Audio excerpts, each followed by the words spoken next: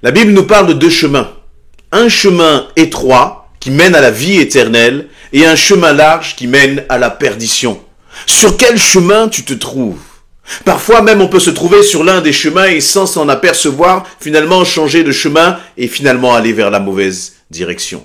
Il y a notamment deux passages qui nous parlent de cette notion-là, de chemin qui mène vers l'éternité. Notamment dans Luc chapitre 13. Luc chapitre 13, je vous le lis. Il nous est dit à partir du verset 23, quelqu'un demanda à Jésus, « Seigneur, n'y a-t-il qu'un petit nombre de gens qui seront sauvés ?» Il nous parle là du salut. Cet homme est en train de poser une question à Jésus sur la question de l'éternité. Et Jésus lui répondit en s'adressant à tous ceux qui étaient là. « Faites tous vos efforts pour entrer par la porte étroite. Car nombreux sont ceux qui chercheront à entrer et n'y parviendront pas. » Je répète, quelqu'un lui demanda, « Seigneur, n'y a-t-il qu'un petit nombre de gens qui vont entrer là et qui seront sauvés ?» Jésus leur répondit, « Faites tous vos efforts pour entrer par la porte étroite. Car nombreux sont ceux qui chercheront à entrer et n'y parviendront pas. » Le même passage nous est décrit de façon un peu plus complète ou avec quelques compléments dans Matthieu chapitre 7. Je vais vous lire à partir du verset 13. Jésus va dire « Entrez par la porte étroite. En effet, large est la porte et facile la route qui mène à la perdition. Nombreux sont ceux qui s'y engagent. Mais étroite est la porte et difficile le sentier qui mène à la vie. Qu'ils sont peu nombreux ceux qui les trouvent. » Cette parole, c'est une parole de mise en garde de la part de Jésus. Et en même temps, qui nous apprend, qui nous aide à prendre conscience d'un certain nombre de choses. Vous voyez, il y a, je crois, deux types d'individus. Ceux qui n'ont pas accepté Christ. Et laisse-moi te dire que si tu es de cela et que tu as l'occasion d'entendre ce message, si tu n'as pas accepté Christ, la Bible, Jésus dit que tu es comme sur un chemin large. Un chemin qui te paraît facile.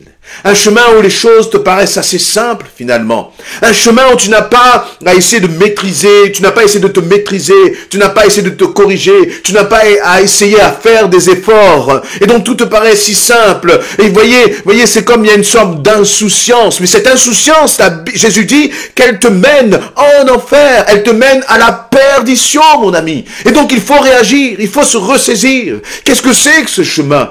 Eh bien, ce chemin, c'est le chemin, par exemple, du mensonge. C'est plus facile de mentir que de dire la vérité. Pour se sortir de certaines situations, c'est pas facile. C'est pas toujours facile de dire la vérité. Et donc, tu peux t'enfermer sur le chemin du mensonge, sur le chemin de la dissimulation, sur le chemin de l'impudicité, sur le chemin de la pornographie, sur le chemin de la colère, sur le chemin de l'égoïsme, sur le chemin de l'amour, de l'argent. Un chemin qui finalement est un chemin facile, qui réjouit, qui fait du bien à ta chair, mais qui t'emmène droit en enfer. Droit en enfer. Et c'est sur le chemin, et ce qui est malheureux, c'est que Jésus nous dit qu'ils sont peu nombreux ceux qui sont sur le chemin étroit. Cela signifie que la majorité, la quasi-majorité est sur ce chemin large. Mais si tu entends ces paroles, c'est que Jésus-Christ, dans son amour, veut te sortir de ce chemin large pour que tu viennes sur le chemin étroit, l'autre chemin. La difficulté, c'est que l'autre chemin, il est étroit. Ce qui est bon, la bonne nouvelle, c'est que ce chemin étroit mène à la vie éternelle. Mais la difficulté, c'est que c'est un chemin étroit. Et c'est toujours plus facile. Il faut être beaucoup plus prudent. Il faut faire attention. Il faut marcher avec sagesse. Lorsque vous marchez sur un tout petit sentier, lorsque vous êtes sur un chemin large, vous n'avez pas à faire attention. Vous allez à droite, à gauche, vous vous écartez sur le côté, pas de problème. Il n'y a pas de problème pour cela. Et c'est normal parce que péché, nous sommes des spécialistes, nous humains. Nous, créatures de Dieu, nous sommes des spécialistes pour pécher. Nous sommes nés pécheurs, nous n'avons pas besoin d'aller à l'école pour apprendre à pécher. Nous pouvons être des stratèges dans le domaine du péché. Mais lorsqu'il s'agit de commencer à marcher sur le chemin étroit, là nous avons besoin de toute l'assistance du Saint-Esprit. Nous avons besoin de la détermination. Et vous voyez, ce qui est important sur ce chemin étroit, ce n'est pas simplement de commencer à s'engager, mais c'est de tenir ferme jusqu'au bout.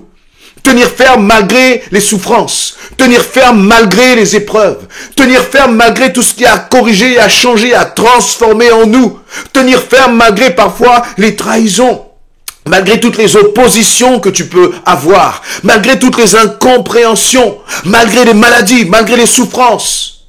Et bien, il est parfois difficile de tenir ferme et de rester sur le chemin étroit.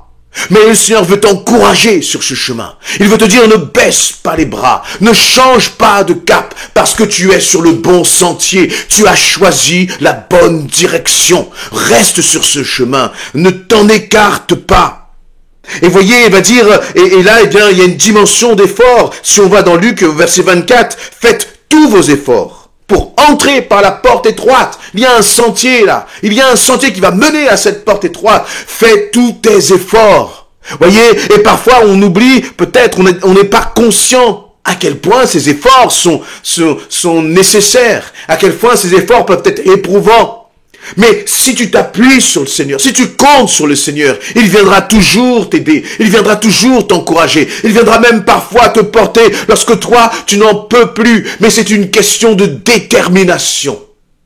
Parce que le Seigneur ne t'abandonnera jamais, il ne te laissera jamais. Le psalmiste va dire que même dans la vallée de l'ombre de la mort, eh bien le Seigneur sera pour lui comme sa houlette et son bâton, celui qui le rassure. Il sera toujours avec toi, tant que tu décideras de rester sur le chemin étroit. Le chemin étroit, c'est aussi le chemin de l'obéissance. C'est tellement plus facile de n'en faire qu'à sa tête. C'est tellement plus facile dans tous les domaines de notre vie de faire comme nous voulons, comme nous voyons finalement les choses. Mais si tu commences à obéir, alors c'est un chemin de la difficulté. C'est le chemin étroit, c'est le chemin où on apprend à renoncer à sa croix. À renoncer, porter sa croix et suivre Christ. C'est-à-dire marcher selon la volonté de Dieu et plus selon notre volonté. Marcher selon les désirs de Dieu et plus selon nos propres désirs. Marcher sur le chemin étroit, c'est laisser le Saint-Esprit nous transformer. Accepter que le Seigneur mette sa main sur nos cœurs comme le potier met sa main sur l'argile pour changer sa forme, pour lui donner une forme, pour lui donner toute sa valeur. Et là, le Seigneur te dit, eh bien, tu vois, si tu continues là avec ta colère, si tu ne me laisses pas te transformer, si tu continues avec ton amertume, si tu ne me laisses pas transformer cela, si tu continues avec le mensonge, si tu continues avec toutes ces choses que je n'agrée pas, eh bien, tu vas tomber de ce chemin étroit pour commencer à emprunter le chemin large qui mène à la perdition. Le chemin de l'obéissance, le chemin de la soumission, le chemin de l'humilité, le chemin de la maîtrise de soi, le chemin de la bienveillance, sur ce chemin où on cherche non pas son propre intérêt, mais l'intérêt de l'autre. Ce chemin sur lequel, eh bien, on ne marche pas, comme j'allais dire, avec de l'orgueil, mais au contraire, on marche dans l'humilité. On marche dans le service. Ce chemin où, finalement, notre vie, c'est pour servir les autres, encourager les autres, bénir les autres. Même quand les autres ont tendance à te piétiner. Oui, mais toi, tu sais sur quel chemin tu te trouves. Et il ne faut pas perdre le cap. Il ne faut pas, j'allais dire, te laisser, perturbé. Il ne faut pas que ton GPS spirituel soit perturbé par les circonstances. Soit perturbé par ce que tu es en train de traverser. Et il y en a, par exemple, qui avaient bien commencé. Mais il y a eu des influences, comme disait Paul, qui vous a arrêté. Tu étais dans une église, tu étais participant, tu étais engagé, tu as eu des blessures, et puis finalement tu as tout abandonné. Le Seigneur te dit, reviens, n'abandonne pas cette marche. Reviens, reconnecte-toi avec des frères et des sœurs. Le chemin étroit, c'est le chemin pour lequel, eh bien, il va falloir être discipliné dans ta relation avec Dieu. Je sais que je suis en train d'utiliser des termes qui ne sont pas faciles, et qui n'ont pas l'air d'être des termes de plaisir. Mais laissez-moi vous dire que s'humilier, et lorsqu'on s'humilie parce que le Seigneur nous demande, ça fait plaisir. Lorsque l'on pardonne parce que le Seigneur nous demande, au début c'est difficile, mais une fois qu'on l'a fait, ça fait plaisir. On est heureux parce qu'on a fait ce que Dieu nous demandait de faire. Servir les autres, parfois c'est pas facile, parfois c'est ingrat, mais une fois qu'on l'a fait pour le Seigneur, ça fait plaisir, ça nous remplit de joie parce qu'on a fait pour notre Dieu. Et de même que je disais, marcher sur le chemin étroit, c'est choisir aussi au quotidien, c'est faire des choix au quotidien. Ce n'est pas le choix de la facilité. Je prends l'exemple de méditer la parole de Dieu. C'est toujours plus facile de lire plein de choses, même si c'est très intéressant. Mais de se dire, Seigneur, là, je vais lire ta parole, je vais passer du temps dans ta parole. C'est pas toujours évident parce que ta chair n'a pas envie, ta chair ne veut pas. Mais lorsque tu commences à dire, je veux marcher sur le chemin étroit, je ne vais pas choisir ce qui est facile, mais je vais choisir ce que Dieu veut. Alors je prends ma Bible, je l'ouvre et je la médite. Ça, c'est commencer à marcher sur le chemin étroit. Lorsque tu dois prendre un temps pour prier chaque jour, ou lorsque tu te sens mal. Récemment encore, une sœur est venue à l'église et puis elle se disait, mais je me sentais mal, j'avais pas envie d'aller prier, j'avais pas envie, mais je me suis décidé. Oui, parce que il ne s'agit pas d'agir par envie, mais d'agir avec détermination. Le chemin étroit, ce n'est pas le chemin qui correspond à nos envies, mais c'est le chemin de l'obéissance, de la soumission à Christ. C'est le chemin où tu dis, je n'ai pas envie d'aller prier, j'ai pas envie d'aller jusqu'à l'église, de me déplacer, mais je vais le faire parce que je sais que c'est ce que Dieu veut. Je vais le faire parce que c'est ça qui est la bonne part pour ma vie.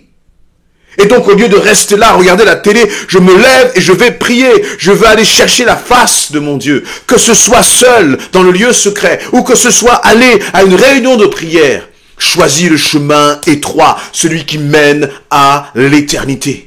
Et lorsque tu n'en peux plus, lorsque tu as l'impression que tu n'as plus de force, lorsque tu es en train de baisser les bras, appelle, crie à l'Éternel et dis au Seigneur, Seigneur, je veux rester sur le chemin étroit, viens à mon secours.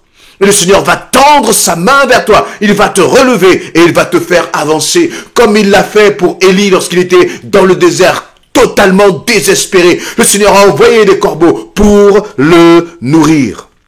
Fais tous tes efforts pour entrer par la porte étroite, parce que derrière cette porte-là se trouve l'éternité. Derrière cette porte-là se trouve la paix, la joie et le repos dont toi et moi, nous avons tant besoin. Et par conséquent, cela dépend de nous. Le Seigneur ne te forcera pas, il ne te forcera jamais à marcher sur le chemin étroit. Mais il t'invite à le faire. Il t'invite à demeurer ferme. Dans ces temps de la fin, bien-aimés, dans ces temps de distraction, de plaisir, d'opposition au royaume de Dieu, dans ces temps de la fin où le bien est appelé mal, le mal est appelé bien, il va falloir être de plus en plus déterminé si tu veux t'assurer de remporter la couronne de gloire. Amen.